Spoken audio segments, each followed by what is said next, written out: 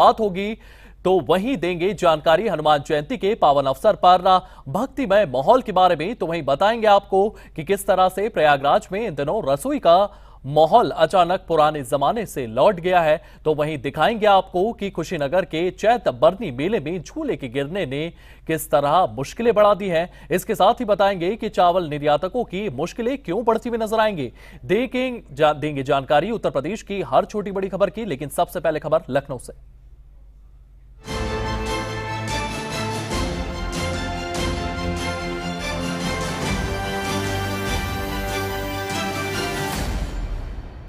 आकाशवाणी लखनऊ का 90वां स्थापना दिवस पर सांस्कृतिक समारोह का आयोजन किया गया है। इंदिरा गांधी प्रतिष्ठान के सभागार में यह कार्यक्रम का आयोजन किया गया है। सीएम योगी आदित्यनाथ ने समारोह के मुख्य अतिथि के तौर पर शिरकत की है। आकाशवाणी लखनऊ से जुड़े वरिष्ठ प्रसारक किए जाएंगे सम्मानित।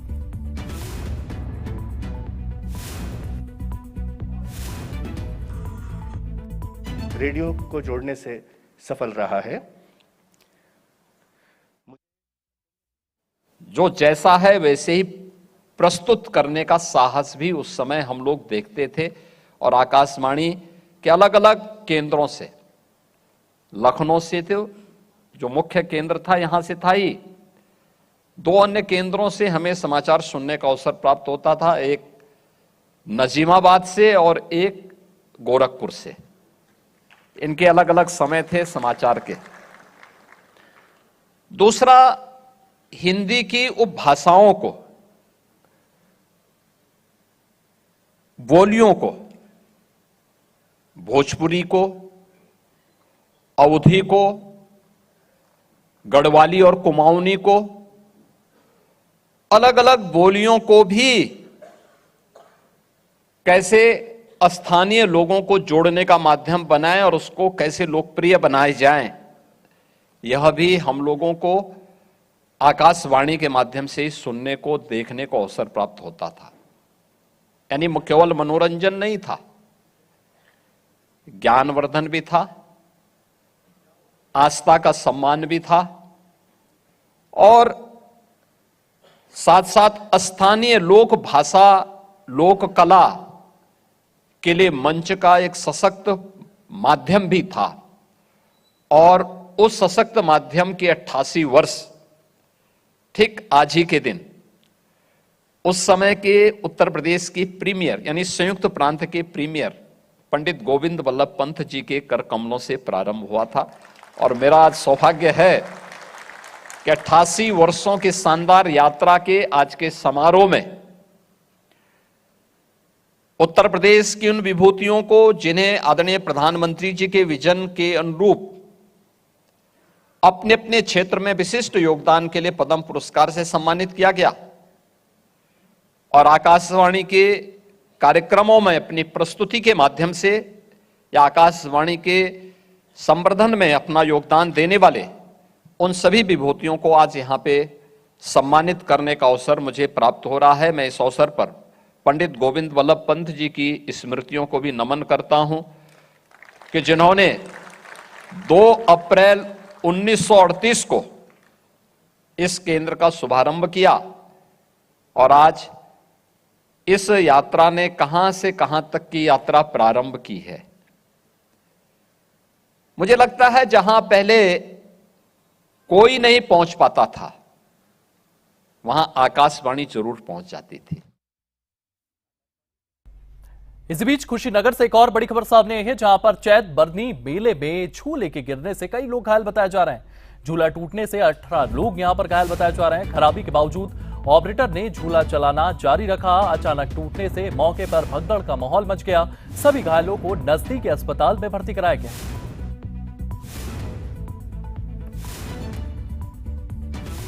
तो बड़ी जानकारी आपको दे दें, मेले में दुर्घटना की सूचना मिली है कि झूला टूट गया, गिर गया है और सभी लोग हम लोग हॉस्पिटल में पहुंचे हैं। जिसका यहाँ इलाज हो सकता है यहाँ इलाज कराया जा रहा है, जिसको पड़ोस जिला हॉस्पिटल भेजा जा रहा है और उसको सारी व्यवस्था स्वास्थ्य समिति जो भी है तो इलाज के लिए हम सबके सारे अधिकारी कर्मचारी डॉक्टर लोग मिलकर इलाज की बात पहले हम लोग कर रहे हैं सब लोग। और जो यहाँ जिसका इलाज हो रहा है यहाँ कराया जा रहा है, जिनका जिला हॉस्पिटल भेजना हो मेडिकल कॉलेज भेजा जा रहा है और एम्बुलेंस की तरह भेजने का काम किया जा रहा है। भगवान से प्रार्थना है जल्दी सब लोग स्वस्थ हो जाए। वहीं पीलीभीत के चावल निर्यातकों के लिए मुश्किल का समय आ गया है। वैश्विक संघर्ष खासकर पश्चिम एशिया में जारी तनाव के कारण शिपिंग लागत लगभग 4 गुना बढ़ गई है। इससे उत्तर प्रदेश के इस प्रमुख चावल निर्यातक हब में बासमती और अन्य चावलों के निर्यात पर सीधा असर पड़ रहा है। क्या है यह कारोबारियों का कहना? इस पूरे मामले को लेकर के कारोबारी क्या कुछ कहते हुए नजर आ रहे हैं, इस रिपोर्ट में देखिए।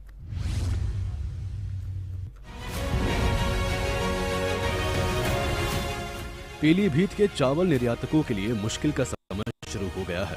वैश्विक संघर्ष खासकर पश्चिम एशिया में जारी तनाव कारण शिपिंग लागत लगभग 4 गुना बढ़ गई है। इससे भारत के इस प्रमुख चावल उत्पादक क्षेत्र में निर्यात पर सीधा असर पड़ रहा है। पीलीभीत समेत उत्तर प्रदेश के कई जिलों में बासमती और अन्य चावल का बड़ा व्यापार होता है, लेकिन अब जहाजों की फ्रेट दरें आसमान छू रही है। बीमा प्रीमियम बढ़ गया है और नए निर्यात ऑर्डर ठप पड़ गए हैं। कई कंटेनर पहले से ही समुद्र में या बंदरगाहों पर फंसे हुए हैं, जिससे निर्यातकों को भारी नुकसान हो रहा है।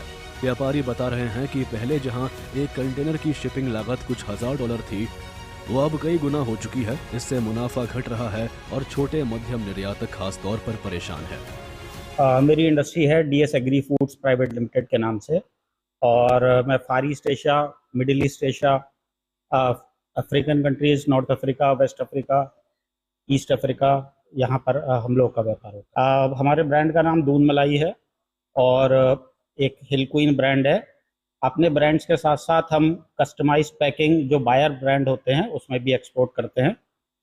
अभी प्रेजेंट में आपको मालूम है कि वॉर की सिचुएशन है। जितने भी कंसाइनमेंट्स जो हमारे पहले के कॉन्ट्रैक्ट्स थे वो सब इस समय होल्ड पर हैं। उसका रीज़न ये है कि जो भी ओशन फ्रेट था वो मल्टीपल टाइम्स इंक्रीज हो चुका है। फॉर एग्जांपल जैसे हम लोग का सऊदी अरब कंसाइनमेंट्स हैं, सारी होल्ड पे पड़ी हुई है। अभी जो पहले ओशन फ्रेट चल रहा था 650 USD, वो अभी करंट में 2850 USD पर कंटेनर है। तो buyer is not ready to give us this amount of freight, so all consignments are in hold. Pilibhit Uttar Pradesh का चावल निर्यात हब है। मध्य पूर्व, जिसमें ईरान, इराक, सऊदी, UAE जैसे देश भारत के चावल निर्यात का बड़ा बाजार है। लेकिन इन दिनों खाड़ी देशों में चल रहे संघर्ष के चलते निर्यात धीमा हो गया है। छोटे मध्यम निर्यातक ज्यादा परेशान हैं क्योंकि मार्जिन कम हो गए हैं। बहुत बड़ी समस्या है। पीलीभीत का जो महीन राइस का कारोबार है वो पूरी तरह से ठप्सा हो गया है। लोगों के पहले का जो माल बेच रखा है उसमें पेमेंट फंसे हुए हैं। आगे भी भय बना रहता है कि क्या है क्या नहीं है। दिवाली भी कमजोर है, इससे आर्थिक नुकसान भी हो रहा है और लोगों का, व्यापारियों का मनोबल भी। जी, जब 2 देश या 4 देशों का युद्ध बमबारी होती है तो उसमें समुद्री रास्ता जो है, मेन जो है समुद्री रास्ते से जाते हैं जहाज। तो लोगों को ये डर रहता है, कोई इतनी मिसाइलें छोड़ी जा रही हैं, कोई जहाज डूब जाए, कुछ हो जाए। कुछ लोगों का पेमेंट जब माल पहुंचता है तो होता है, किसी का पोर्ट पे हो जाता है, किसी का LC पे होता है। तो कई तरह के पेमेंट कंडीशन होती हैं। हर तरह का व्यापार होता है पूरी दुनिया में, तो उन्हें अपने पैसा मर जाए इसका भय बना रहता है, इसलिए दिवाली बहुत कमजोर है। तो क्या यहाँ से पीलीभीत का चावल गया हुआ है? कुछ लोगों को पैसा ऐसा सर? हाँ, पीलीभीत का गया हुआ चावल है। हमारे और जो है राइस मिलर हैं उनके पैसे फंसे हुए भी हैं और कुछ पैसे धीरे धीरे आ भी रहे हैं। और आगे ना फंसे तो लोग व्यापार से जरा इस समय थोड़ा सामान हालत हो जाएंगे, उसके बाद ही व्यापार करना पसंद कर रहे हैं। सरकार संकट को देखते हुए निर्यातकों को राहत देने के लिए कुछ कदम उठाए हैं, लेकिन फिलहाल स्थिति चुनौतीपूर्ण बनी हुई है। ये स्थिति मार्च 2026 से तेजी से बिगड़ी है और अभी भी जारी है। अगर संघर्ष लंबा खिंचा तो वैश्विक चावल कीमतों और भारत के कुल निर्यात पर और दबाव पड़ सकता है। ब्यूरो रिपोर्ट, सूर्य समाचार। वहीं हनुमान जयंती के पावन अवसर पर पूरा देश भक्ति की लहर में डूबा हुआ है। जहां एक और हनुमान मंदिर में भक्तों की भारी भीड़ देखने को मिल रही है, वहीं संगम नगरी प्रयागराज में तो उत्सव बड़े धूमधाम से मनाया जा रहा है। सुबह से ही शहर के प्रसिद्ध बड़े हनुमान मंदिर में हजारों श्रद्धालु बजरंगबली के दर्शन के लिए लंबी लंबी कतारों में खड़े हुए नजर आ रहे हैं, पूजा अर्चना कर रहे हैं। मंदिर परिसर जयकारों की गूंज से उठा हुआ है और चारों ओर भक्ति का माहौल छाया हुआ है। दूसरे शहरों और मंदिरों में क्या है माहौल, इसे देखने के लिए रिपोर्ट देखिए।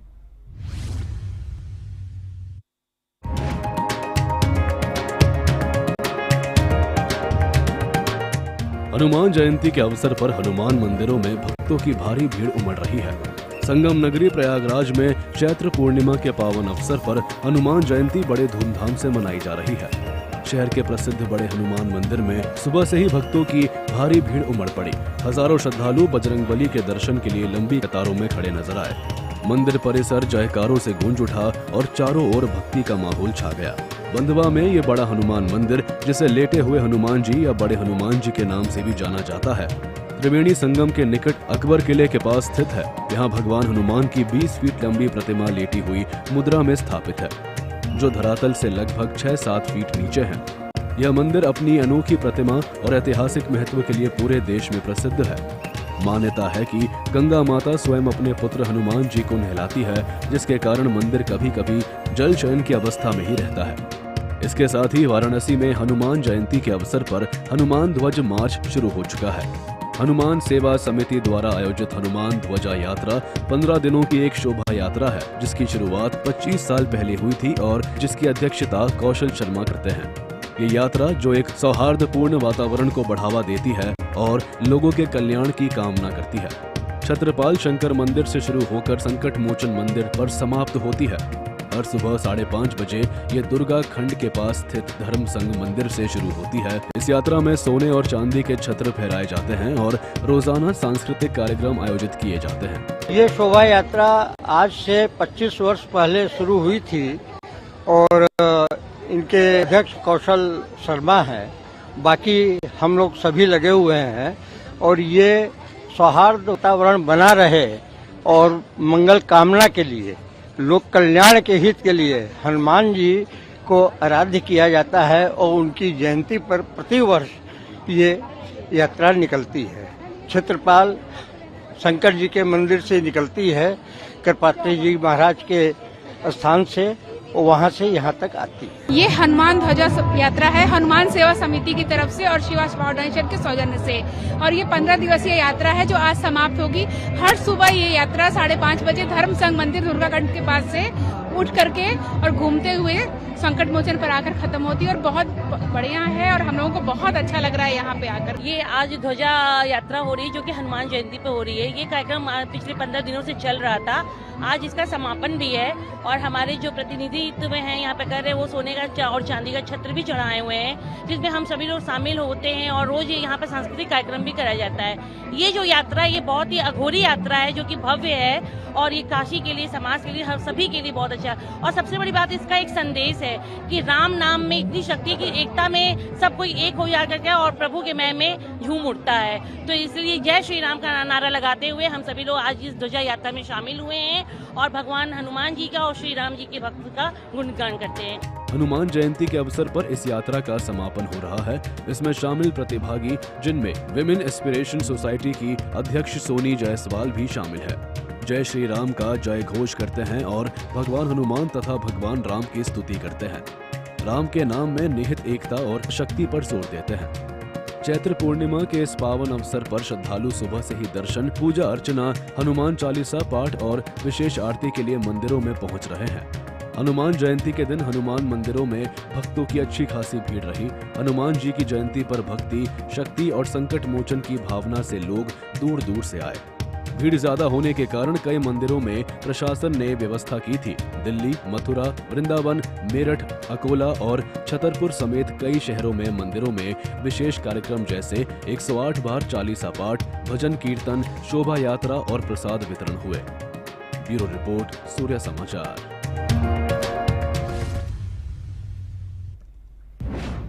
वहीं प्रयागराज में इन दिनों रसोई का माहौल अचानक पुराने जमाने में लौटता हुआ नजर आया है। एलपीजी गैस सिलेंडर की भारी कमी के कारण कोयले के स्टोव और मिट्टी के पारंपरिक चूल्हों की मांग आसमान छूने लगी है। बाजारों में पुराने चूल्हे बेचने वाले विक्रेताओं की दुकानों पर अब भीड़ देखी जा रही है। पहले जहां चूल्हों की बिक्री नाम मात्र थी, वहीं अब उनकी बिक्री कई गुना बढ़ गई है। पूरी खबर इस रिपोर्ट में देखिए। ये पुराने दिनों को ताज़ा करने की तस्वीरें सामने आई हैं। प्रयागराज से यहाँ पर निर्माता पुराने चूल्हों को बाजार में बेच रहे हैं। इन चूल्हों की बिक्री पहले से कई ज्यादा बढ़ी है और ये बढ़ोतरी हाल ही के दिनों में देखी गई है। क्योंकि इन दिनों रसोई का संकट गहराता जा रहा है। एलपीजी गैस सिलेंडर की कमी के कारण कोयले के स्टोव और पारंपरिक चूल्हों की मांग अचानक बढ़ गई है। होटल, ढाबे, रेस्टोरेंट और छोटे खान पान वाले दुकानदार अब गैस के इंतजार में समय बर्बाद करने की बजाय पुराने जमाने की भट्टियों और कोयले वाले चूल्हों की ओर रुख कर रहे हैं। इससे चूल्हों के विक्रेताओं की बिक्री और मुनाफे में भी इजाफा हुआ है। इस स्थिति के कारण खाना पकाने के पारंपरिक तरीकों का चलन फिर से बढ़ गया है और नई पुरानी दोनों ही पीढ़ियां खाना पकाने के इस पुराने अंदाज की वापसी की सराहना कर रही है। पढ़ाई के लिए आए छात्रों को सिलेंडर नहीं मिल पा रहे हैं, इसलिए वे अपने कमरों में मिट्टी के चूल्हे पर खाना बना रहे हैं। मकान मालिक कमरों के अंदर इन चूल्हों के इस्तेमाल की मनाही कर रहे हैं, जिससे छात्रों को मजबूरन बाहर खाना बनाना पड़ रहा है। इतनी असुविधा के बावजूद वे मिट्टी के चूल्हों को फायदेमंद मानते हैं। अरे भैया, हम लोग को सिलेंडर नहीं मिल रहा है। हम लोग स्टूडेंट हैं, आए हैं यहीं पढ़ने के लिए। प्रयाग में भट्टी से खाना बन रहा है। रूम पर मालिक मना कर रूम पर भट्टी ना लाओ, तो हम लोग छोटा बगड़ा साइड जाकर खाना बना रहे हैं। उधर भट्टी खरीद कर मिट्टी से खाना बना रहा है। भट्टी से हाँ, फायदा, बहुत फायदा है। सर, सिलेंडर नहीं मिल रहा है, उसके कारण मैं मिट्टी का चूल्हा लेने आया हूँ और सिलेंडर ना होने के कारण बहुत बड़ी परेशानी उठानी पड़ रही है और जलाने में भी थोड़ा सा आसानी है, गैस का बचत भी है और पैसा भी बच रहा है। सिलेंडर की कमी के चलते मिट्टी के चूल्हों की ओर वापस लौटने की बात पर जोर देते हैं, क्योंकि उन्हें ये चूल्हे इस्तेमाल करने में ज्यादा आसान और किफायती लगते हैं। ठंडी से ज़्यादा बिकता है इस समय, जब से सिलेंडर खत्म हुआ है, और बिक्री भी अच्छी हो रही है। कोयले में भी, कोयला तो वैसे साल के 12 महीना बिकता है, लेकिन इस समय तो कोयला और बिक रहा है। पत्थर का कोयला भी बिक रहा है, कंडी भी बिक रही है। हर जगह जलाने का सारा ही आइटम बिक रहा है। कोयला है, कंडी है, पत्थर का कोयला है, लकड़ी है, भट्टी है, अच्छी हुई है। ठंडी ज़्यादा अच्छी कमाई सिलेंडर की वजह से इसमें हुई है। जब से गैस ये बंद हुआ है, बिक्री भी हुई है। जनता नया देख करके ले भी रही है, पुराना खो चुके थे, फिर नए में आ गया है, भट्टी में बिकने लगा है। कुछ फायदा हम लोग के दुकानदारों को भी है जब से सिलेंडर बंद हुआ है। कुछ नए, जो नए पीढ़ी वाले उसको तो नया समझ के ले रहे हैं, जो पुराने वाले उसको देख करके कह रहे थे पुराना फिर से वापस आ गया है, चूल्हे में खाना अच्छा बनता है। ये संकट पश्चिम एशिया में जारी तनाव और सप्लाई चेन प्रभावित होने के कारण पैदा हुआ है। घरेलू उपयोगकर्ताओं में भी पैनिक बुकिंग के चलते कतारें लग रही है, जबकि कई छोटे व्यापारी अब कोयला और लकड़ी पर खाना बनाने को मजबूर है। प्रशासन स्थिति पर नजर रखे हुए हैं, लेकिन फिलहाल रसोई की चूल्हा फिर से पुरानी यादें ताजा कर रहा है। ब्यूरो रिपोर्ट, सूर्य समाचार। वहीं लखनऊ अब जीरो वेस्ट, जीरो कार्बन शहर बनने की दिशा में आगे बढ़ता हुआ नजर आ रहा है। लखनऊ अब क्लीन, स्मार्ट और ग्रीन शहर बनेगा। बुधवार को मुख्यमंत्री योगी आदित्यनाथ ने राजधानी को बड़ी सौगात दी है। 250 ग्रीन एनर्जी से चलने वाले इलेक्ट्रिक और सीएनजी वाहनों को हरी झंडी दिखाकर रवाना किया गया है। स्वच्छता अभियान को मिली इस नई रफ्तार पर यह रिपोर्ट देखिए।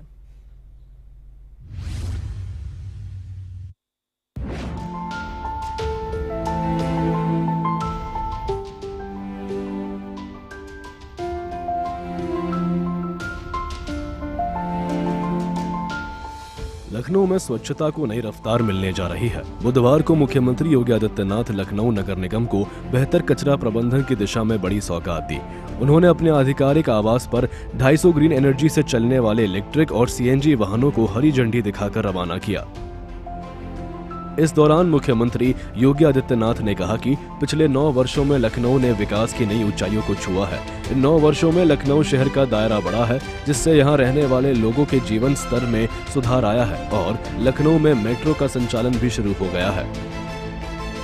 अयोध्या शहर को एक सोलर सिटी के रूप में विकसित किया गया है और उसी तर्ज पर लखनऊ को भी सौर ऊर्जा से सुसज्जित किया जा रहा है। अच्छे कार्यों की चर्चा कम होती है, लेकिन हम ऐसा करेंगे ताकि इससे प्रोत्साहन बढ़े। आदरणीय प्रधानमंत्री जी की प्रेरणा से हम लोगों ने 2017 में जो स्ट्रीट लाइट होती थी पहले, ये हेलोजन की होती थी, पीली लाइट और अलग अलग रंग बिरंगी लाइट होती थी, बड़ी बेतरतीब दिखती थी, ऊर्जा ज्यादा लेती थी और साथ साथ उसमें जब कीड़े मकोड़े आते थे तो उसके कारण बदबू उसके नीचे कोई खड़ा ही नहीं हो सकता था। भयंकर बदबू भी होती थी, ऊर्जा भी ज्यादा अवशोषित करती थी। तो पिछली सरकारों के लिए तो वे अच्छी थी, क्योंकि जब उनको लाइट ही नहीं देनी थी तो जलेंगी नहीं, तो इसलिए वो एक बार लग गई तो 30-30, 40-40 सालों तक वही चला आ रहा है, इसलिए वह संभव था। लेकिन हमारी सरकार आई, हम लोगों ने कहा कि भाई बिना भेदभाव के बिजली आनी है, 24 घंटे बिजली देनी है, तो लाइट भी उसी प्रकार की हो, एक जैसी लाइट दिखे शहर में, पूरा शहर दुधिया दिखे। जिन लोगों को रात के अंधेरे में डकैती डालने की आदत थी, उनके लिए अंधेरा ठीक था। हम तो सूर्य के उपासक हैं और सूर्यवंशी राम के अनुज लक्ष्मण जी के नाम पर लक्ष्मणपुरी में कम से कम पहले इस अभियान को आगे बढ़ाया जाए। और आपने देखा होगा, हमने लखनऊ समेत प्रदेश के सभी नगर निगमों में एलईडी स्ट्रीट लाइट लगाई। एलईडी स्ट्रीट लाइट इस सरकार के पैसे से नहीं लगी, ईएसएल भारत सरकार की संस्था ने लाइट लगाई। हेलोजन को हमने कहा आप उठा के लेके जाइए, 5 साल के इसके रखरखाव की जिम्मेदारी ले लीजिए।